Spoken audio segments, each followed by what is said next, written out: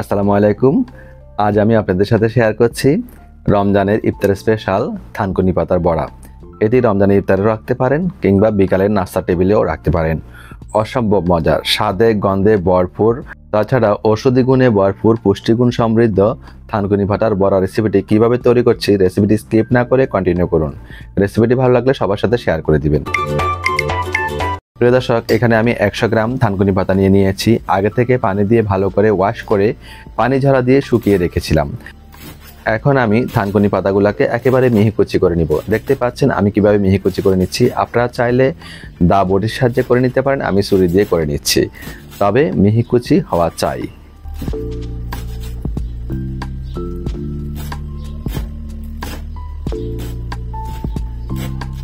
তো প্রিয় দর্শক, দেখতে পাচ্ছেন কথা বলতে বলতে আমি থানকুনি পাতাগুলোকে মিহি কুচি করে নিয়েছি। তো আমরা এখন থানকুনি পাতাগুলোকে উঠিয়ে নিব। তার আগে আস্ত যেগুলো রয়েছে সেগুলোকে আমরা কুচি করে নিচ্ছি। এখন আমরা থানকুনি পাতাগুলোকে উঠিয়ে একটি মিক্সিং বোলে নিয়ে নিব।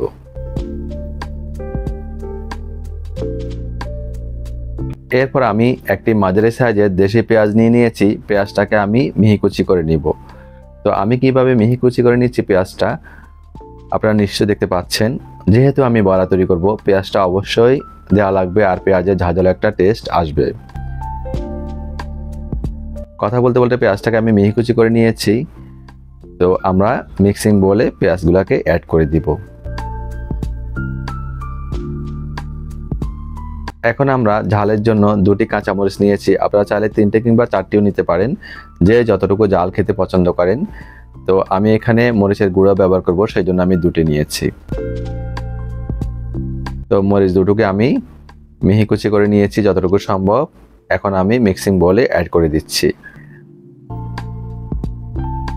এখানে আমি 1 চিমটি পরিমাণ ধনিয়া পাতা নিয়েছি, ফ্রেশ কারিয়েন্ডার। তো আমরা কুচি করে নিব যতটুকু সম্ভব। এই ধনিয়া পাতাটা যদি বড়াতে ব্যবহার করা হয় অসাধারণ একটি স্মেল দিবে। এটা ব্যবহার করার চেষ্টা করবেন, স্কিপ করবেন না। কুচি করা ধনিয়া পাতাগুলোকেও আমি দিয়ে দেব মিক্সিং বোলে। এখন আমরা এখানে ক্রাশ করে দিব কালো গোলমরিচের গুঁড়ি।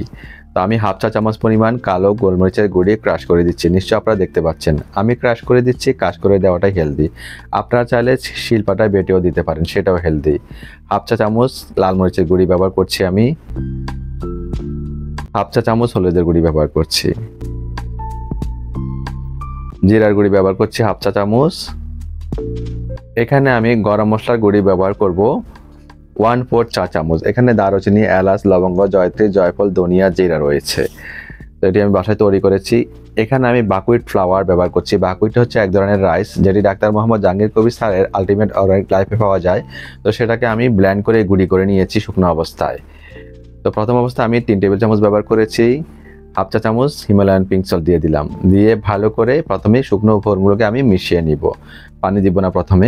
প্রথমে একটু আমি চেপে চেপে হাত দিয়ে মিশিয়ে নিব। তো দেখতে পাচ্ছেন একেবারে শুকনো অবস্থায় আছে। থানকুনি পাতাগুলোকে কিন্তু আমি ভিজা অবস্থায় ব্যবহার করিনি, শুকনো অবস্থায় ব্যবহার করেছি। এখন আমরা পানি দিয়ে দিব, তবে একেবারে খুব বেশি দিতে যাব না, অল্প অল্প করে আমরা পানি দেব। পানি দিয়ে মিশাতে থাকবো।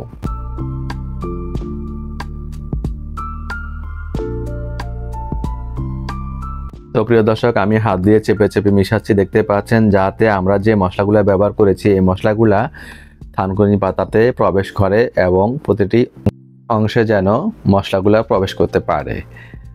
তো আমি চেপে চেপে মিশিয়ে নিয়েছি। এখন আমি এখানে ব্যবহার করব একটি ডিম। এই ডিমটা স্কিপ করবেন না, অবশ্যই ব্যবহার করবেন। অসাধারণ একটি টেস্ট আসবে, আর বড়াগুলো একটু ফুলবে, মুচমুচেও হবে। তো আমি ডিমটা ভালো করে মিশিয়ে নিচ্ছি, দেখতে পাচ্ছেন। তো আমরা আলতো হাতে ডিমটা মিশাবো, খুব বেশি চেপে চেপে ব্যবহার করব না, মিশাবো না। তো এখানে আমাদের বাকুইট ফ্লাওয়ার আরও রাখবে, তা আমি আরও ব্যবহার করছি। তো এখন 2 টেবিল চামচ ব্যবহার করেছি, আরও 1 টেবিল চামচ আমাদের লাগবে বাকুইট ফ্লাওয়ার। আমি টোটাল 6 টেবিল চামচ বাকুইট ফ্লাওয়ার ব্যবহার করেছি। 100 গ্রাম থানকুনি পাতায়, সাথে মশলা রয়েছে। ভালো করে নেড়েচেড়ে মিশিয়ে নিচ্ছি, দেখতে পাচ্ছেন। যখনই বাইন্ডিংস অবস্থায় চলে আসবে আমি আপনাদের দেখাবো কেমন হবে, তখনই বুঝবেন বড়ার বাইন্ডিংস অবস্থায় চলে এসেছে, এটা বোঝাই যাবে। তো প্রিয় দর্শক, এই অবস্থায় আমি আরও 1 টেবিল চামচ বাকুইট ফ্লাওয়ার দিয়ে দিচ্ছি। টোটাল 6 টেবিল চামচ বাকুইট ফ্লাওয়ার আমি ব্যবহার করেছি। তো ভালো করে নেড়েচেড়ে মিশিয়ে নিচ্ছি, দেখতে পাচ্ছেন। আমি কোনো কিছু স্কিপ করিনি। তো লবণটা হয়েছে কিনা জিভে দিয়ে দেখব, একদম পারফেক্ট আছে। আর বাইন্ডিংস হচ্ছে কিনা সেটাও আমি দেখে নিব। দেখুন প্রিয় দর্শক, খুব সুন্দরভাবে কিন্তু বাইন্ডিংস হয়ে যাচ্ছে। তবে যত বড় হচ্ছে আমি অত বড় কিন্তু দিব না, কিরকম দিই আমি চুলায় তেলে আপনারা দেখবেন। চুলায় চলে যাচ্ছি। চুলায় একটা প্যান বসিয়ে তাতে আমি কাঠের গানিতে বানানো সরিষার তেল অ্যাড করে দিচ্ছি 1/4 কাপ। খুব বেশি তেল দেব না, আমরা এখানে 1/4 কাপ মানে 3 টেবিল চামচ তেল দিয়েছি। শ্যালো ফ্রাই করব, ডিপ ফ্রাই করব না আমরা। তেলটা গরম হলে আমরা বড়াগুলো শেপ দিয়ে দিব। দেখুন আমি কত ছোট ছোট করে দিচ্ছি বড়াগুলো। এরকম ছোট ছোট করে বড়া শেপ দিলে বড়াগুলো খুব দ্রুত কুক হয়ে যায় এবং খুব বেশি ফ্রাই করতে হয় না এবং মুচমুচে হয়। এখানে ছোট একটা টিপস দিলাম, এটা অবশ্যই ফলো করবেন। তো প্রিয় দর্শক, আমরা বড়াগুলোর শেপ দিয়ে দিলাম। এখন চুলার ফ্লেমটা একবারে লো ফ্লেমে নিয়ে আমি 1.5 মিনিট ভাজবো। 1.5 মিনিট পর আমি বড়াগুলোকে একটু ছাড়িয়ে নিব এবং আমরা উল্টে পাল্টে দিব।